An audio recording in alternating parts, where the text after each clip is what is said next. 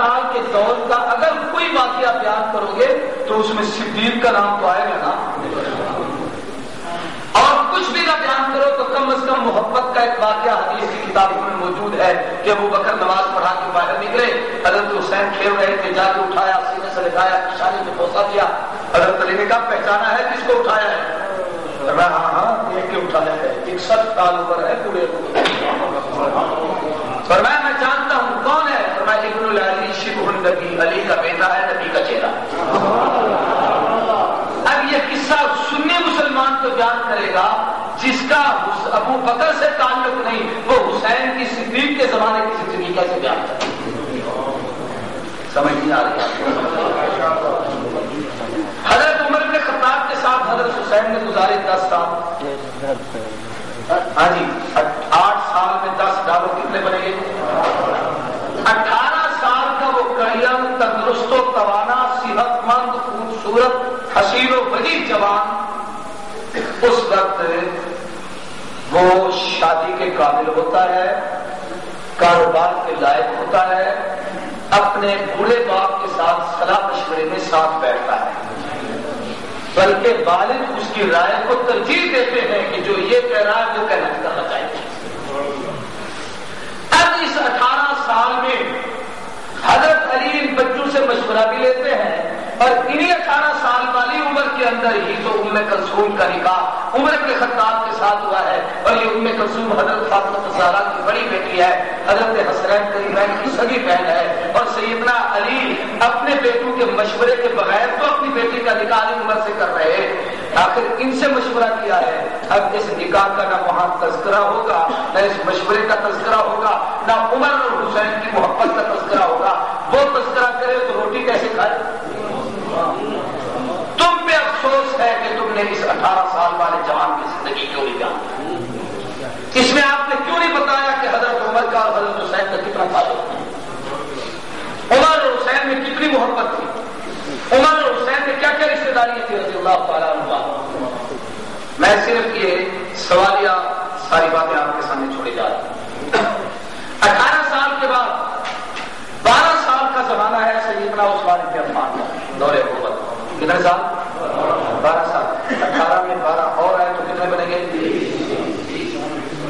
30 سال کی عمر والا آدمی اب وہ اتنا بڑا آدمی ہوتا ہے کہ وہ درس و تدریس کے میدان میں بھی بیٹھ سکتا ہے، تبلیغ بھی کر سکتا ہے، تقریر بھی کر سکتا ہے، اور اگر مجاہدے کے میدان میں ہو تو تلوار بھی اٹھاتا ہے، کفر کے مقابلے میں بھی جاتا ہے، جہاد بھی کرتا ہے۔ یہ سارے معاملات اس 30 سال کی عمر میں حضرت حسین بن علی نے کیے، اور سب سے پہلے عثمانی دور حکومت میں جب فتوحات کے دروازے شروع ہوئے تو حضرت حسین باقاعدہ جنگوں میں شریک ہوئے۔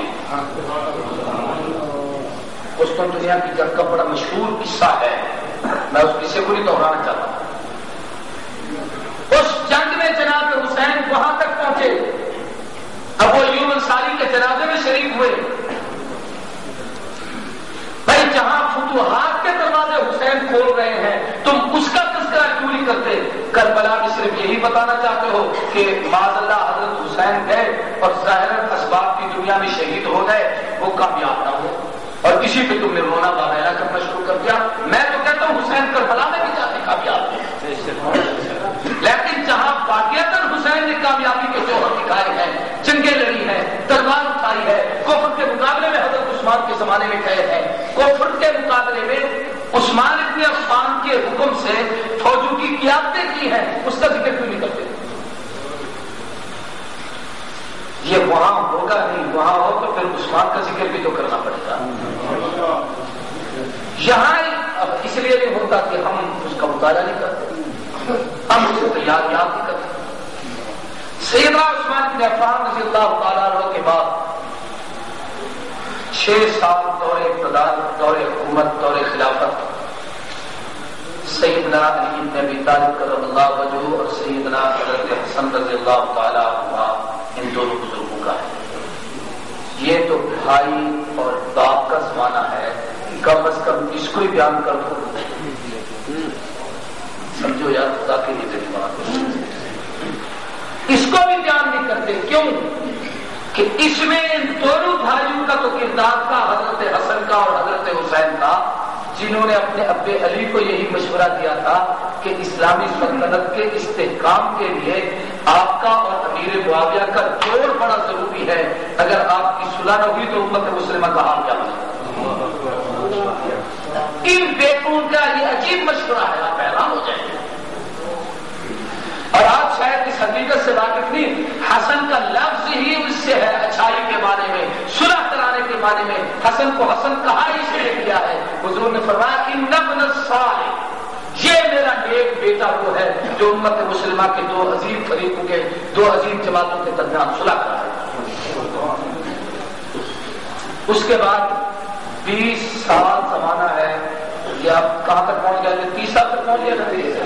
اب 20 سال 19 سال کچھ مہینے یہ دور حکومت ہے جناب سیدنا امیر معاویہ کا، سارے بولو رضی اللہ کا زمانہ ہے حضرت امیر معاویہ کا۔ تو 20 سال کا زمانہ کم زمانہ ہے۔ ان 20 سالوں میں حضرت حسین کا کیا کر رہا ہے نمایاں کی طرح اس پر بتائیں۔ یہ 20 سال امیر معاویہ کے دشمن کیسے بتائے کہ سیدنا امیر معاویہ نے جو سفید کاغذ اٹھا کے دستخط کر کے دے دیے تھے کہ آپ دونوں نبوت کے شہزادے ہیں، میرے سردار ہیں، جو آپ معاہدہ لکھیں، جو شرطیں لکھیں، جو آپ تفصیل لکھیں، میں نے دستخط پہلے کر کے دے دیے ہیں، مجھے آپ کی ساری باتیں قبول ہیں۔ آپ اور پھر ایک ایک شہزادے کو فارغ البالی کا یہ عالم حضرت معاویہ کی طرف سے ان کو دے دیا گیا کہ جناب اتنے وظائف متعین کر دیے گئے، لکھوک ہاتھ رات متنازع، کہ جن کی وجہ سے حضرت حسین ان 20 سالوں میں بالکل مطمئن ہو کر مسجد نبوی میں بیٹھ کر درس حدیث دیتے تھے۔ حدیث کا بہت بڑا حلقہ لگتا، ہزاروں آدمی حضرت حسین کی محفل میں بیٹھ کر حدیث رسول سنتے تھے۔ بلکہ امیر معاویہ رضی اللہ عنہ نے خود ایک آدمی کو بھیجا،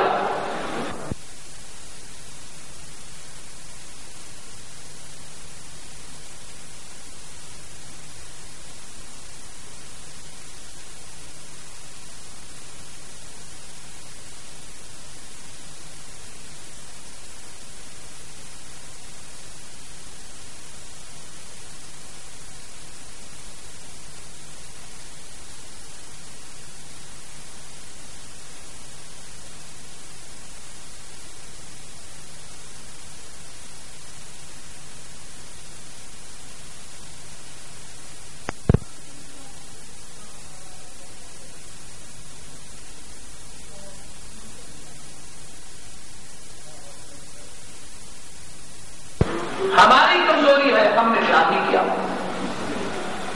یار اعتماد کا کمال بتاؤں، اعتماد کا 4 سال برباد مدینہ کی گورنر رہے حضرت حسین کے زمانے میں۔ اس وقت سے آج تک تاریخی ریکارڈ ہے کہ مدینے کا گورنر ہی مسجد نبوی کے مصلی کا امام ہوتا ہے۔ ابھی جو امام ہے وہی گورنر ہے، فیصلے وہی بیٹھے گا۔ پوچھ لو، ان 4 سال کے عرصے میں حضرت سیدنا حسین نے ایک نماز بھی مسجد نبوی کی نہیں چھوڑی، امامت فرمان کراتے تھے، اور جناب سیدنا حسین رضی اللہ تعالیٰ عنہ ان کی امامت میں نماز پڑھتے تھے۔ سینے پہ پتھر رکھو یہ بات سننے کے لیے، حوصلہ رکھو۔ میں یہ ساری باتیں اس لیے کر رہا ہوں کہ صحابہ اور اہل بیت کے درمیان تفریق ڈالنے والوں نے ان کو کتنا دور کرنے کی کوشش کی۔ سیاسی حالات کے تحت چمکرشیں ہوتی ہیں، اپنوں میں بھی ہو جاتی ہیں۔ مروان کا سیدنا حسین سے، حضرت حسین کو مروان سے اختلاف،